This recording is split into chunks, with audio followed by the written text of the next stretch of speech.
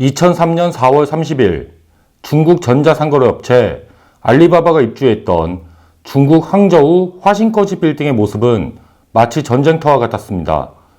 500여 명에 달하는 알리바바 직원들 모두 누구 하나 빠지지 않고 각자 자신의 컴퓨터 본체와 모니터, 키보드, 서류 뭉치들을 품에 안고 빠른 걸음으로 건물 밖을 빠져나갔습니다. 알리바바 본사 사무실이 있던 9층짜리 건물에 들어와 있던 다른 입주사 직원들도 마찬가지였습니다. 한가득 짐을 안고 떠나는 모습은 알리바바 직원이나 다른 입주사 직원들 모두 마찬가지였습니다. 하지만 누가 알리바바 직원이고 누가 다른 회사 직원인 줄을 구별하는 건 어렵지 않았습니다. 알리바바 직원들의 얼굴엔 주변 사람들의 눈치를 살피는 죄책감이 가득했고요. 다른 회사 직원들의 표정은 누군가를 향한 원망과 분노로 가득했기 때문입니다. 이날 화신커지 빌딩 전체가 소란에 휩싸였던 건 항저우 시정부가 당분간 건물을 폐쇄하고 누구도 출입하지 못하게 하겠다는 지시를 내렸기 때문입니다. 이 같은 지시가 내려온 건 이 건물에 사스 확진자가 며칠 동안 출근해서 일했기 때문입니다. 바로 20대 초반의 알리바바 직원이었는데요. 그는 인구 800여만 명의 항저우에서 네 번째로 사스 의심학자로 판정된 인물이었습니다. 정밀 검사를 통해서 결국 사스에 걸렸다는 사실이 확인됐습니다. 2003년 4월은 당시 중국에서 사스에 대한 공포가 극에 달했던 시기였습니다. 중국 정부는 사스 바이러스의 발원지로 지목된 광저우를 전염 재난 지역으로 지정하고 이곳에서 사스와의 전쟁을 벌이고 있었습니다. 중국 다른 지역들 역시 광저우만큼 상황이 심각하지는 않았지만 어떻게든 사스 바이러스가 자기네 지역으로 확산되는 걸 막기 위해서 온갖 노력을 기울이고 있던 시기였습니다. 이 같은 시기에 알리바바 본사에 근무하는 직원 중 한 명이 사스 확진 판결을 받자 건물이 폐쇄된 건 당연한 일이었습니다. 그런데 한 가지 이상한 점이 있었습니다. 아무리 알리바바 직원들 중 한 명이 사스에 걸렸다고 하더라도 같은 건물에 입주했던 타사 직원들은 물론 다른 항저우 시민들이 마윈과 알리바바에 대해 보이는 적대감이 도를 지나칠 정도로 강했기 때문입니다. 같은 건물에서 근무하던 사람이 사스에 걸렸다는 소식을 듣고 자기 건강을 걱정하는 건 분명 어느 정도 이해할 수 있는 일이지만 마윈과 알리바바에 대한 분노는 단순한 원망 수준을 훨씬 뛰어넘었습니다. 알리바바 직원 중에 사스 의심 환자가 있다는 소문이 처음 전해졌던 며칠 전에는 다른 입주사 직원들이 알리바바 사무실로 뛰어들어서 물건을 던지면서 욕설을 내뱉기도 했습니다. 마윈이 다른 입주사 사무실을 찾아가서 사과하고 다른 회사들의 피해가 가지 않도록 최대한 노력하겠다고 말하려 했을 때도 대부분의 회사들이 마윈을 사무실에 들여보내지도 않고 문 앞에서 쫓아냈습니다.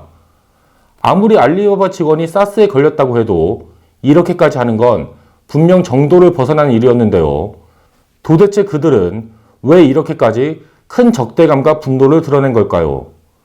사실 다른 입주사 직원들과 항저우 시민들이 마윈과 알리바바를 사스 바이러스를 퍼뜨린 주범으로 여기면서 분노를 터뜨린 데에는 조금은 특별한 이유가 있었습니다. 바로 마윈이 굳이 직원을 보내지 않아도 됐었던 광저우 박람회에 직원들을 참가시켰고 마윈의 결정에 따라 박람회에 참가했던 직원들 중 한 명이 사스에 걸려서 돌아온 뒤 사무실에서 며칠 동안이나 근무했기 때문입니다. 밖에서 봤을 때는 마윈과 알리바바가 자기 회사의 이익만 생각하다 사스라는 전염병을 불러들인 것으로 보기 쉬운 상황이긴 했습니다. 마윈 입장에서는 박람회에 참가하는 게 알리바바의 홍보 수출 지원 업무를 맡긴 고객사들에 대한 약속을 지키는 것이라는 생각에서 며칠 동안 잠도 자지 못하고 고민하다가 내린 결단이었습니다. 하지만 당장 사스 환자가 나타났다는 사실 때문에 공포에 떨어야 했던 항저우 사람들 입장에선 마윈의 고민을 이해해줄 여유도, 이유도, 필요도 없었던 것이었습니다. 마윈이 사스와의 전쟁이 벌어지던 중국 광저우로 직원들을 보낸 건 중국 공급상이라는 알리바바의 수출 지원 서비스를 이용하는 고객들과의 약속 때문이었습니다. 당시 1년 연회비가 700만원에서 1100만원에 달했던 중국 공급상 서비스의 고객들은 대부분 해외 수출을 원하는 중소기업들이었습니다. 알리바바가 고객들에게 제공하는 수출 지원 프로그램 중 하나는 알리바바 직원들이 중국과 해외에서 열리는 각종 박람회에 참가해 회원사들의 제품을 알리고 판로 개척을 돕는 일이었습니다. 박람회장에 부스를 차린 뒤 고객사들의 제품과 카탈로그를 진열해 놓고 해외 바이어들에게 제품들에 대해서 알리는 방식이었습니다. 특정 제품에 대해서 관심을 보이는 바이어가 있다면 이 제품을 만든 회사와 바이어를 연결시켜 수출 계약이 이루어질 수 있도록 도왔습니다. 2003년 4월 중순에 광저우에서 열렸던 행사는 광교회라는 중국 최대 규모의 박람회였습니다. 상반기와 하반기에 각각 한 번씩 1년에 2차례 열리는 행사였는데요. 한때 이곳 광교회를 통해서 계약이 이뤄진 수출 금액이 중국 연간 총 수출액의 3분의 1에 달했던 적이 있었을 정도로 굉장히 큰 박람회였습니다. 이렇게 큰 행사에 참가하지 못한다면 우리에게 돈을 내고 중국 공급상 서비스를 이용하는 고객들을 볼 면목이 없다는 게 마윈의 생각이었습니다. 가야 한다. 어떤 상황이라도 일단 길이 존재한다면 가야 한다. 박람회 참가는 중국 공급상 회원에 대한 알리바바의 의무다. 마윈이 긴 마라톤 회의 끝에 광교에 참석을 결정하면서 내뱉은 말이었는데요. 하지만 이 같은 선택에 대한 결과는 상상조차 하지 못했던 악몽으로 돌아왔습니다. 마윈의 지시에 따라 박람회에 참가했던 직원 중 한 명이 사스에 걸리면서 마윈과 알리바바는 회사의 이익만 생각하다 항저우에 사스를 끌어들인 공공의 적이 돼버렸던 거죠.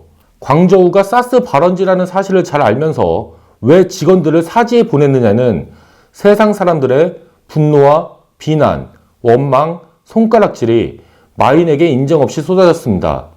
다른 알리바바 직원들도 마윈만큼은 아니지만 이 같은 비난을 견뎌야만 했습니다. 본사 건물이 폐쇄된 것은 그 뒤로 알리바바에 닥친 여러 시련들 중 하나에 불과했습니다.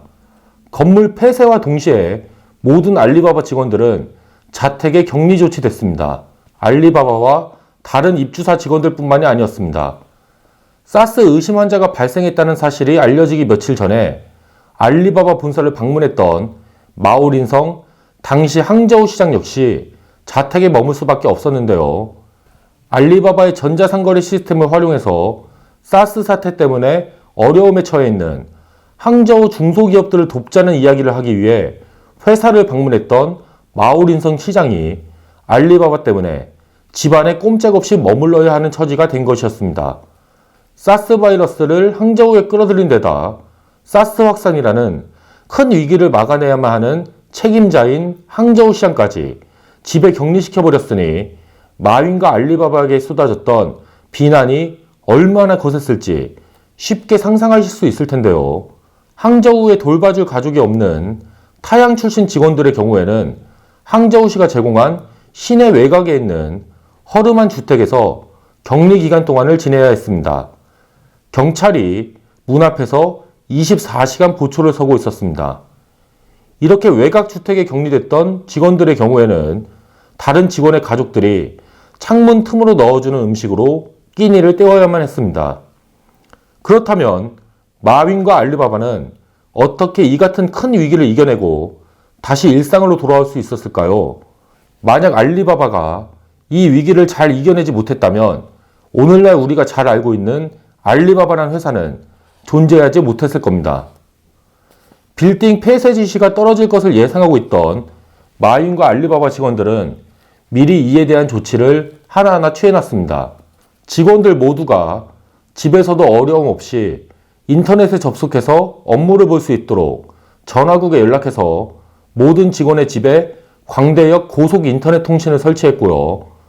회사 사무실로 전화가 걸려오면 직원들의 집 전화나 휴대전화로 자동으로 연결되도록 발신전환 서비스를 신청했습니다. 덕분에 알리바바의 전화를 건 고객이나 해외 바이어들은 뉴스를 통해서 소식을 접하지 않은 이상 알리바바 직원들 모두가 단 한 명도 빠짐없이 집안에 격리되어 있다는 걸 눈치채지 못했습니다. 직원들끼리 의견을 나눠야 했을 때는 온라인 메신저와 이메일을 사용했습니다. 다른 일상적인 업무들도 집으로 가지고 간 회사 컴퓨터를 통해 처리할 수 있도록 조치를 취해놨습니다. 그때만 하더라도 중국의 인터넷 통신 환경이 지금처럼 좋지 않았기 때문에 이 같은 대책들을 실행하기 위해서는 더욱 많은 시간과 노력이 필요했습니다.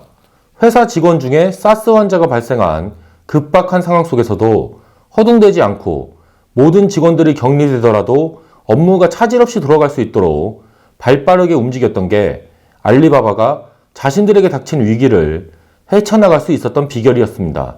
방금 설명드린 노력들 덕분에 사스 문제는 알리바바에 큰 상처를 남기지 않고 잘 해결될 수 있었습니다.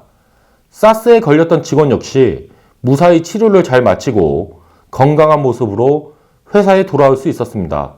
이번 방송에서는 2003년 전 세계를 떨게 했던 사스 위기 당시 개인의 이익을 챙기려다 사스 바이러스를 퍼뜨렸다는 이유로 중국 사회에 거센 비판과 원망, 손가락질과 마주해야 했던 마윈과 알리바바가 어떻게 이 같은 위기를 이겨냈는지에 대해서 간략히 살펴봤습니다. 이 방송을 만들고 있는 2020년 3월 1일, 최근 한국 사회는 코로나19 바이러스의 확산으로 결코 작지 않은 어려움을 겪고 있습니다. 다만 한국의 뛰어난 의료 수준과 문제를 해결하기 위한 정부와 시민사회의 노력, 그리고 우리 한국인들의 높은 시민의식을 생각해보면 지금의 어려움은 얼마 지나지 않아 곧 해결될 수 있을 거라고 강하게 믿고 있습니다. 마윈과 알리바바가 자신에게 쏟아지는 비난을 견뎌내면서 큰 위기를 해결해 나간 과정을 다뤄본 이번 방송이 지금의 어려움을 해결하는 데 도움이 되는 지혜와 용기를 구독자분들께 조금이나마 전해드렸으면 좋겠습니다. 마지막으로 모든 직원이 격리됐을 당시 마윈이 알리바바 직원들에게 보냈던 이메일의 한 문단을 소개하면서 이번 방송을 마치도록 하겠습니다. 17년 전 마윈이 썼던 이 이메일이 지금 우리에게 꼭 필요한 마음가짐과 자세에 대해 이야기하고 있다고 생각하기 때문입니다. 마윈이 말한 알리바바라는 단어를 한국어로 바꿔 읽으신다면 훨씬 더 많은 걸 느끼실 수 있을 거라고 확신합니다.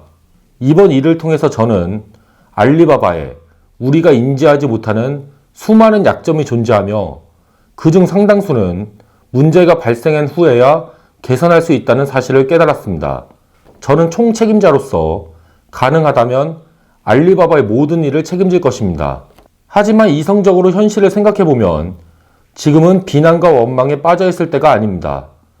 지금 우리는 다 함께 힘을 모아 난관을 극복하고 위기에 도전해야 합니다. 알리바바는 직원도 회사도 경험이 많지 않은 젊은 회사이지만 이번 위기를 이겨냄으로써 한층 성숙해질 것입니다. 지난 며칠 깊은 괴로움 속에서 한 줄기 희망과 감동을 느꼈습니다. 수많은 알리바바 동료들이 여전히 강한 의지와 긍정의 에너지를 잃지 않고 서로를 배려하고 지지하고 있습니다. 지금 우리는 알리바바의 책임과 사명감을 위해 다 함께 힘을 모아 사스에 도전해야 합니다.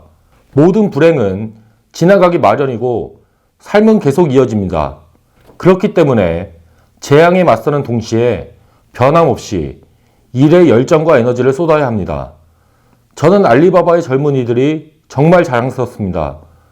여러분과 함께 일하는 것은 저에게 큰 영광입니다. 저는 알리바바 직원의 가족과 친구들이 우리 젊은이들의 도전과 용기에 큰 박수와 격려를 보내주길 바랍니다. 알리바바의 젊은이들은 어떤 두려움 앞에서도 움츠러들거나 도망치지 않는 용기 있는 사람들입니다. 이것이 알리바바의 정신입니다. 알리바바의 동료들은 모두 알고 있을 것입니다.